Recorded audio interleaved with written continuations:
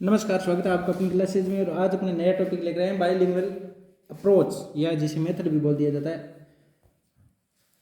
Bilingual जो अपने name से स्पष्ट हो रहा है कि बाई का मतलब दो और लिंगुअल का मतलब लैंग्वेज, दो लैंग्वेज का यूज करते हैं इस अप्रोच है मेथड के अंदर।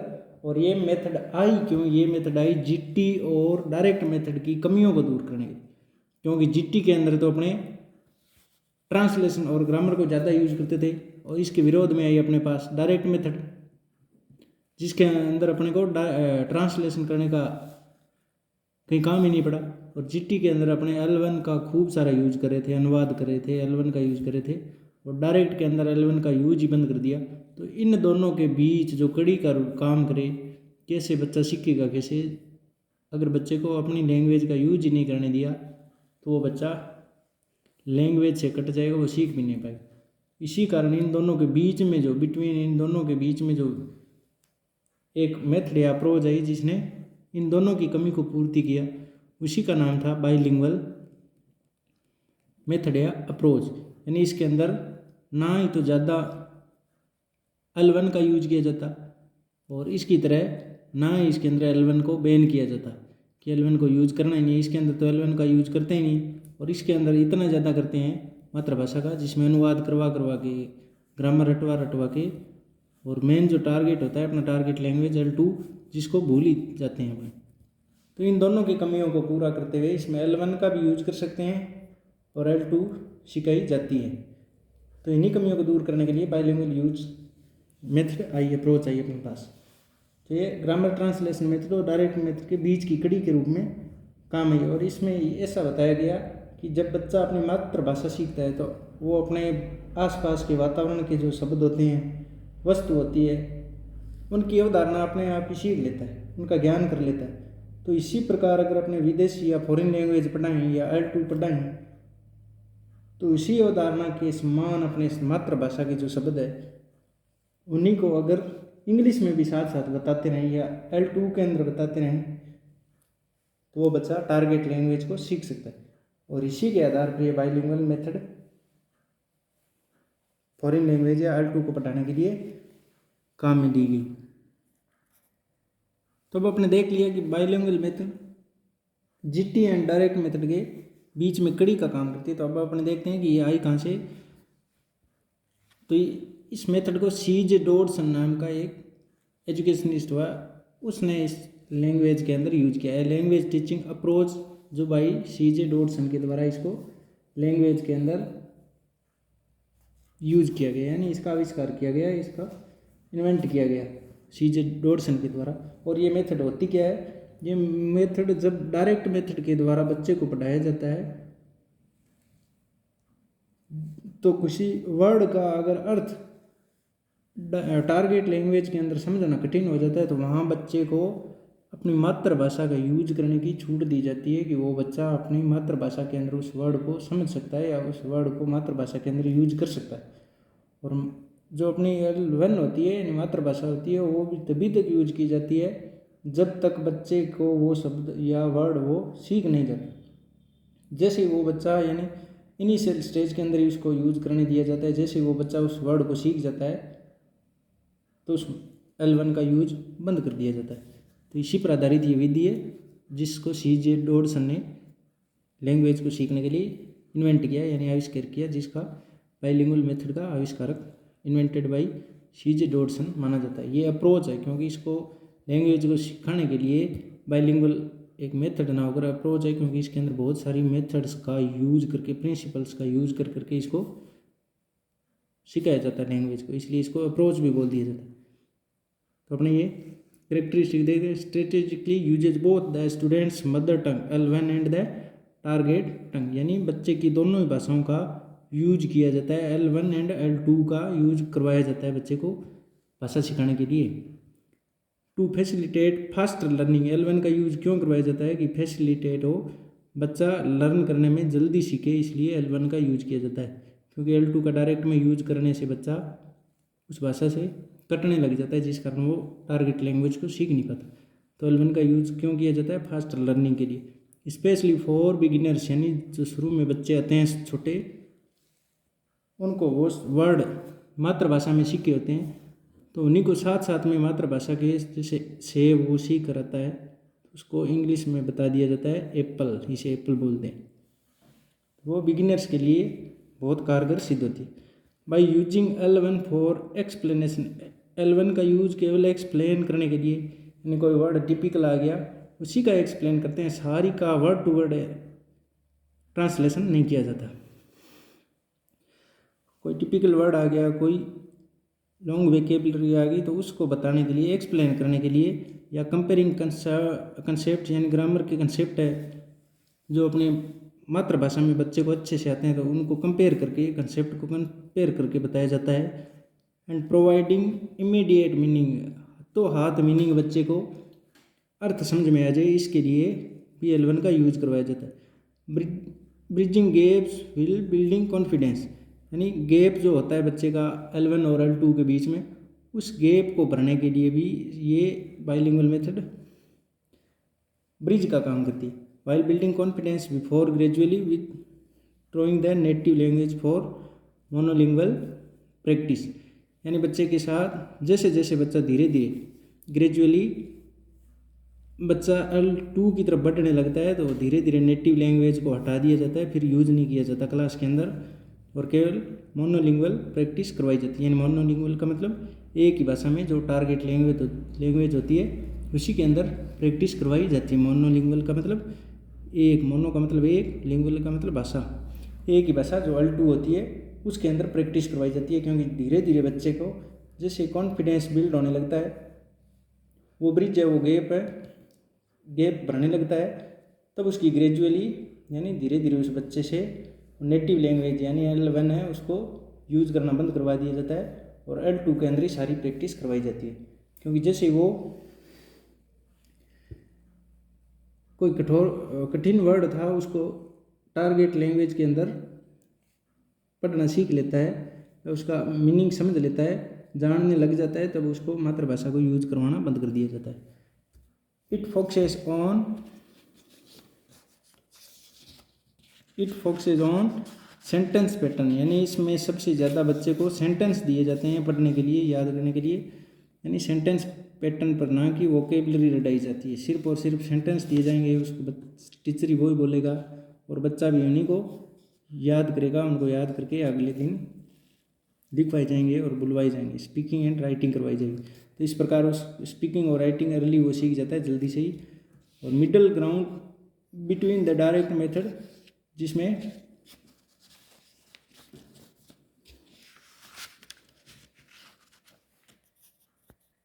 और ये अपने पहले देख लिया कि middle ground between the direct method and translation method, यानी ये मिड का काम करती है, बिटवीन आती है, दोनों की कड़ी का काम करती है, डायरेक्ट मेथड और ट्रांसलेशन मेथड, जीटी के बीच की कड़ी के रूप में बाइलिंगुअल मेथड का यूज किया जाता है। डायरेक्ट मेथड और ट्रांसलेशन मेथड, क्योंकि डायरेक्ट मेथड के अंदर तो L1 यूज ही नहीं की जाती थी, और ट्रांसलेशन के अंदर इतनी ज़्यादा यूज की जाती थी अनुवाद करवा के, तो उन दोनों को यानी L1 को भी कम कर दिया, और यहाँ एकदम मना ही थी तो उसको भी नकारा गया कि नहीं, थोड़ी तो यूज होनी चाहिए, लेकिन होनी तब तक ही चाहिए जब बच्चे को कोई वर्ड अच्छे तरीके से समझ में नहीं है। जैसे ही समझ में आ जाए उसके बाद उसको अनुवाद ना ही पूछा जाता है और ना ही करने दिया जाता है, बैन कर दी जाती है।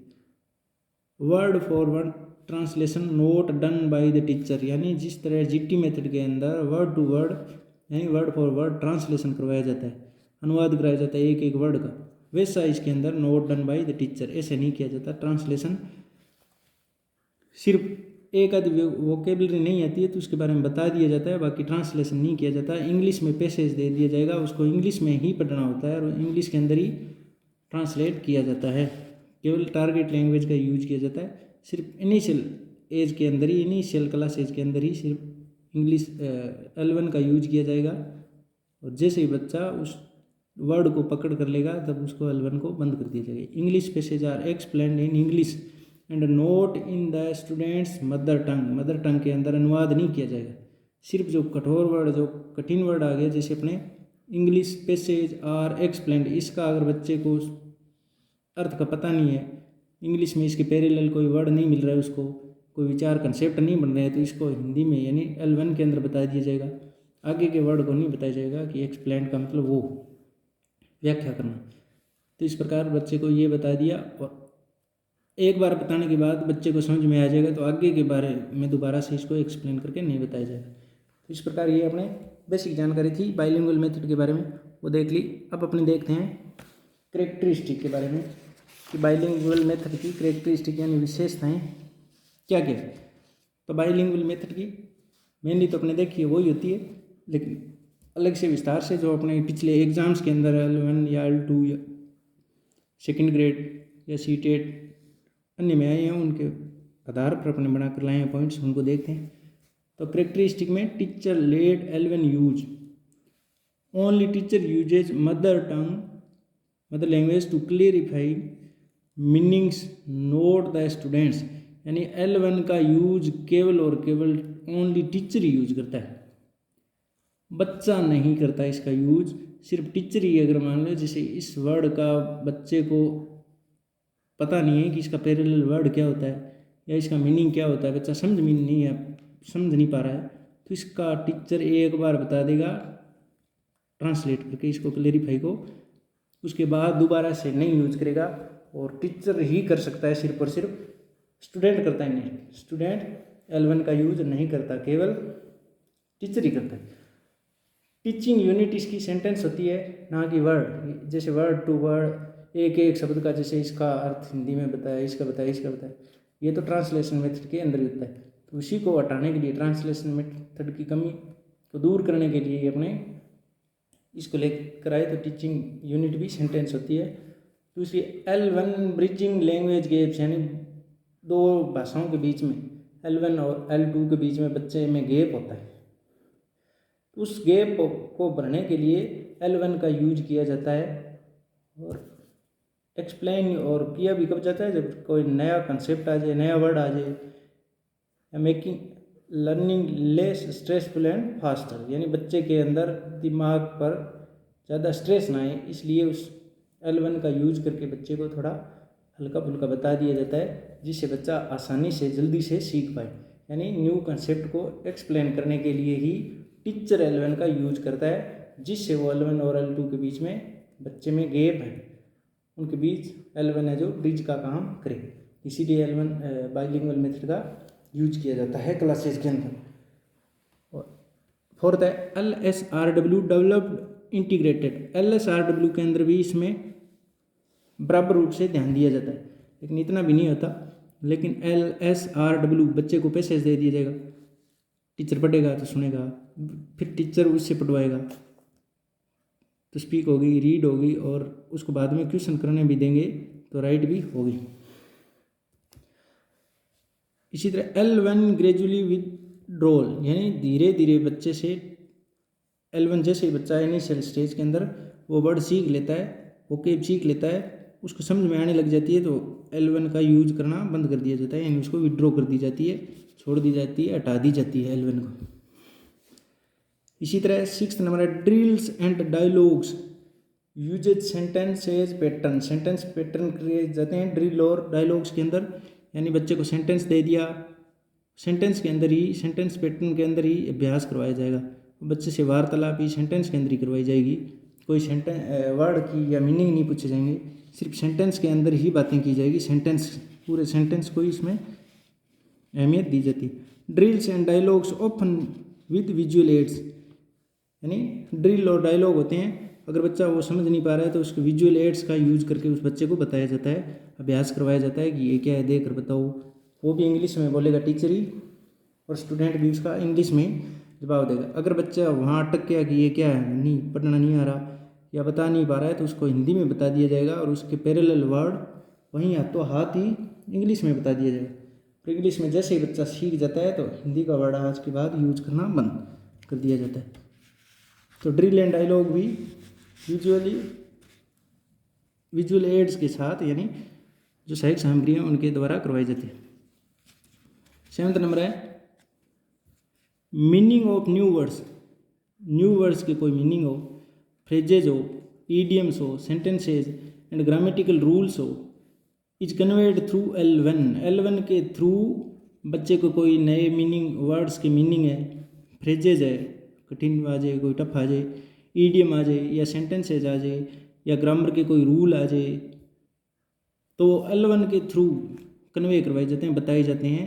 वो भी कब? In the initial stage of the lesson के शुरू में, यानी बच्चा प्रारंभिक लेसन सीखना शुरू करता है तभी उसको थोड़ा थोड़ा अगर समझ में नहीं आ रहा है तो L1 जो बच्चे की मातृभाषा होती है उसके अंदर बता दिया जाता है, वो रूल वगैरह, ईडियम वगैरह, फ्रेजेज वगैरह। भाई ऐसा नाच न जाने आंगन टेढ़ा को इंग्लिश में क्या कहते हैं, तो एक बार बता दिया उसके बाद वो दोबारा से L1 का यूज़ नहीं करेगा, क्योंकि एक बार बताने के बाद बच्चे के अंदर कंसेप्ट बन जाते हैं, तो उसको मान लिया जाता है कि बच्चे को अब L1 आने लग गई है। Pattern practice is given only in English. Pattern की प्रैक्टिस यानी सेंटेंस स्ट्रक्चर की प्रैक्टिस करवाई जाती है, वो ओनली इंग्लिश में L2 के अंदर ही करवाई जाती है, L1 के अंदर नहीं। L1 used only by teacher, केवल टीचर ही यूज करता है, पहले भी बता दिया था। वो भी एक्सप्लेन करने के लिए क्या चीज़, वोकेबलरी या फ्रेजेज, ईडियम, ग्रामेटिकल रूल्स को एक्सप्लेन करने के लिए L1 का यूज केवल और केवल टीचर ही करता है, ना कि बच्चे को ऐसे नहीं पूछा जाएगा बता एप्पल मनी क्या होता है, नहीं। वहाँ बच्चे को तो L1 यूज करने के लिए बैन ही होता है, उसको टॉलरेट नहीं किया जाता, L1 इसमें बैन होती है। तो ये करेक्टरिस्टिक थी जो पिछले कुछ एग्जाम्स के अंदर बार बार पूछी गई थी, जो चाहे L1 हो, L2 के अंदर यानी थर्ड ग्रेड L1 और L2 की, तो ये सबसे ज़्यादा पूछे जाने वाली टीचिंग मेथड है बाइलिंगुअल मेथड, जिसमें पिछली बार भी L2 के अंदर 2 क्वेश्चन आए थे और इसी तरह L1 के अंदर भी आए थे, और रीट जो पात्रता होती है उसके अंदर भी आए थे। और इसके कुछ स्टेप होते हैं जो लगभग ज़्यादातर 3 ही होते हैं, लेकिन मेनली इसके 5 होते हैं। 5 स्टेप यानी चरण बोलते हैं जिसे, इसके द्वारा बच्चे को बाइलिंगुअल मेथड पढ़ाई जाती है। यानी इसके अलग अलग स्टेज होते हैं, स्टेप होते हैं, स्टेज बोल दो, स्टेप बोल दो। तो पहला होता है प्रेजेंटेशन, यानी बच्चे के सामने पहले कोई चीज़ प्रेजेंट कर दी जाएगी, वो भी टारगेट लैंग्वेज के अंदर ही की जाएगी। बाद में बच्चे से उसके बारे में रिपीट करवाया जाएगा, यानी कोई डायलॉग दे दिया या टीचर पहले पढ़ेगा और बाद में बच्चे से उसको रिपीट करवाया जाएगा, बच्चे से उसके बारे में रिपीटिशन करवाया जाएगा। उसके बाद वो एक्सप्लेनेशन करेगा, बच्चा ही करेगा, टीचर भी करेगा, और उसी प्रेजेंटेशन जो डायलॉग दिया है या कोई टारगेट लैंग्वेज के अंदर कोई वर्ड दिया है या कोई सेंटेंस दिया है तो उसकी प्रैक्टिस करवाई जाएगी, उसे ड्रिल करवाई जाएगी, वो भी टारगेट लैंग्वेज के अंदर। और बाद में प्रोडक्शन, यानी बच्चे ने क्या सीखा उसे उसके बारे में राइट करवाया जाता है, रीड करवाया जाता है, स्पीकिंग करवाई जाती है, बुलाया जाता है बच्चे को। इस प्रकार ये 5 स्टेज होते हैं: प्रेजेंटेशन, रिपीटिशन, एक्सप्लेनेशन, प्रैक्टिस और प्रोडक्शन। ज़्यादातर इसके 3 ही पूछे जाते हैं एग्जाम्स के अंदर, जो सी-टेट और यूपी-टेट में पूछे जाते हैं, पूछे गए हैं पिछली बार, लगातार यूपी-टेट में पूछे गए हैं। तो इसमें 3P का फॉर्मूला चलता है, PPP 3P, यानी मेनली जो यूपी-टेट और सी-टेट में पूछे गए हैं तो 3 स्टेज ही पूछे गए हैं, स्टेप्स या स्टेज होते हैं। भाई 3 स्टेप्स कौन कौन से हैं या 3P का क्या मतलब होता है? 3P में ये पहला है प्रेजेंटेशन। इसमें ऐसे भी पूछ लिया जाता है कि फर्स्ट P का मतलब प्रोडक्शन है या प्रैक्टिस है या प्रेजेंटेशन। तो इसमें फर्स्ट का प्रेजेंटेशन, सेकंड का प्रैक्टिस और थर्ड का प्रोडक्शन। तो ये 3P के फॉर्मूले पर भी चलता है, यानी इसके 3 स्टेप होते हैं, लेकिन मेनली 5 होते हैं। First presentation, repetition, explanation, practice और प्रोडक्शन। अगर ऐसे पूछ लिया जाए तो 3P होते हैं, उनमें फर्स्ट P, सेकंड P और थर्ड P कौन कौन से होते हैं? First presentation, second practice, third production. अब इसके एडवांटेज देख लेते हैं, लेकिन एडवांटेज आज तक पूछे नहीं गए हैं कि इसके लाभ क्या क्या हैं। तो time saving and effective for new language. Time तो सेव होता ही है, क्योंकि बच्चे को जैसे ही कोई कठिनाई आती है वहाँ इंग्लिश में हिंदी में बता दिया जाता है, L1 के अंदर बता दिया जाता है। और इफेक्टिव फॉर न्यू लैंग्वेज, नई लैंग्वेज सिखाने के लिए इफेक्टिव भी है, प्रभावशाली भी है, क्योंकि न्यू लैंग्वेज बच्चे को आसानी से पकड़ में नहीं आती है, तो उसको L1 की सहायता से बता दिया जाता है। Builds confidence by reducing confusion. Confusion को भी रिड्यूस कर दिया जाता है, कम कर दिया जाता है, कॉन्फिडेंस को हाई कर दिया जाता है। क्यों? क्योंकि L1 का यूज करके टीचर के द्वारा बच्चे को आसानी से समझा दिया जाता है, जिस कारण बच्चे का कन्फ्यूजन होती है वो कम हो जाती है और उसका कॉन्फिडेंस बढ़ जाता है।